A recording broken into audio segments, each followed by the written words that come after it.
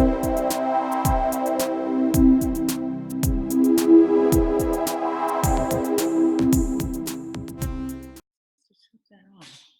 morning, everyone. Here we are again for another great video with RetailWorks. We don't have Lynn today, but I have Carolyn and Kim. How are you guys doing? Good. Very good. Thank awesome. And it finally got warm in the Midwest, so everyone seems to be happy here, right? Not yet. It's raining. Wait, what? Not yet. Oh, is it raining there? It's still cool and rainy here. We've got beautiful weather in Minneapolis, so I'm going to send it down to Milwaukee for you, okay? Thank you. When you guys said you wanted to talk about visual marketing, I always said, okay, that's close to my heart. And I always think about this. Nobody's gone to school for visual merchandising, right? This is a kind of a topic, what? You have to learn on the fly? Tell me how you guys learned visual marketing, merchandising. Kind of just like you said, on the fly. I was working in a store and a display needed to be changed and they asked me to do it and I just did it, and she goes, "You're kind of good at that." So you just picked it up naturally, right?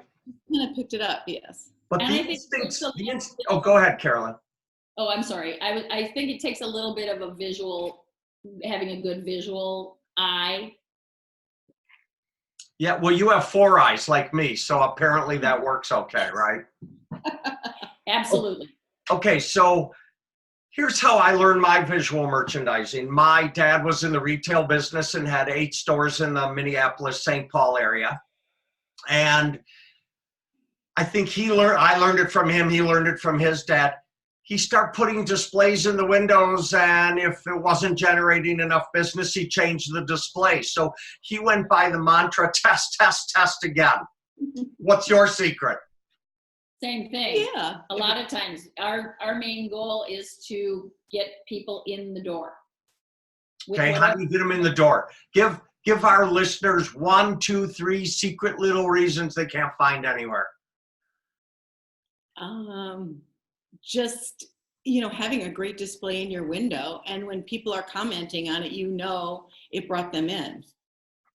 Color would be one. Use of certain colors are very attracting to the eye. Lighter colors a lot of times. Movement.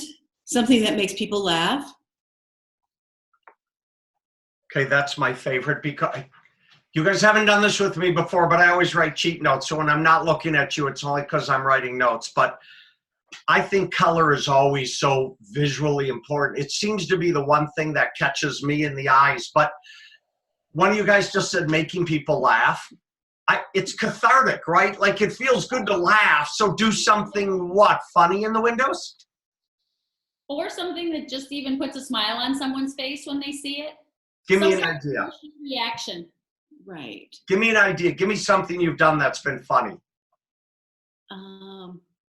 Okay, for instance, this was in a soap store, and it was Christmas, and we had a mannequin with PJs and a bathrobe, but then we hung garland around her neck as like a necklace, tons of beaded garland. And a gentleman came in, he thought that was hilarious. He bought the whole thing for his wife. The PJs, the bathrobe, and the garland put around her neck.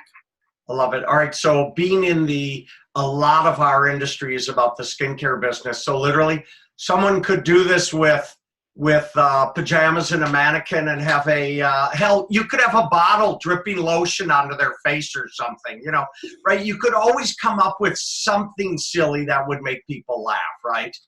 Right. We used to call that the oh my God factor, Yeah. That people would laugh about it. Okay, what about lighting? Extremely important. How so? Lighting from above and sometimes from below to accent what people are looking at. It needs to be lit so much brighter than the surroundings so that it's visible 3 times. Wait, 3 times what? The standard amount of light. Oh, so you have to overlight it a little bit. Is that what you're saying? Okay. Yeah. I got to remember that. That's one of those areas where people, I think, always stop short, because let's face it, lighting, electricians, it's really expensive, right? Yes.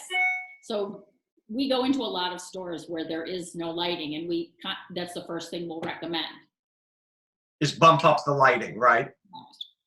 Okay, I always ask about this. This is not directly related to visual merchandising, but do people turn to the right or the left when they walk in a store, or what?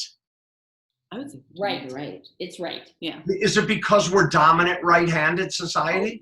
So Yes. Really, it's that simple. Yes. Okay, so you could do something to the right that's kind of a yellow brick road, right? Head this way, look at this, do that, et cetera, et cetera. And create stops along the way that people can visually take a look at. right. Something that holds their attention. All right, do we have to give the Baum family credit for the yellow brick road idea now, or someone's going to use it and not pay for it along the way, right? Got it. So people can always hire RetailWorks. How do you imbue yourself with a little bit of visual merchandising? For some of our single individual practitioners, what are one or two things they could take away and do today? Well, I always say tell your story.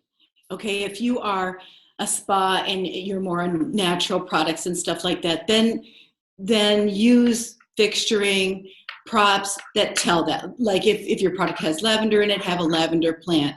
If you're more natural, use your rattan baskets, light wood trays, that kind of thing. If you're more a little bit glamorous, then you might do metal and glass, marble fixtures, that kind of thing.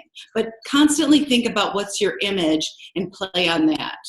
And that's we could do a whole day on tell your story, right? I mean, lot of businesses haven't figured out yet who they are, and they tend to be want to be in the market, or they open and they go, people should be the path to our door, but then the visual merchandising's not there, the story's not there, et cetera, et cetera. So those things are really critical factors, aren't they? Yes. Definitely. The other thing I would say is the first thing that when I go into a store or look at windows, I suggest is that they have a supply of certain things, that they have a ceiling grid on the ceiling, they have a set of risers of certain type heights, different heights that they can create interest by putting items on different heights, or a table, sometimes backdrops. Those are all kind of basics for a window. So there is a list of basics 101, right? You got to do this to be visually. To have those things in place is the first step, and then the rest of it becomes a little easier then for an independent retailer. I love it.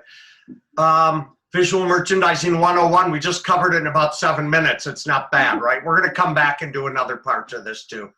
Thank you, ladies. I love it. Your expertise. I know how many years it takes to get feeling like you know what you're talking about, so it's really appreciated, and thanks for sharing with our members. You're welcome. Bye, ladies. Bye-bye.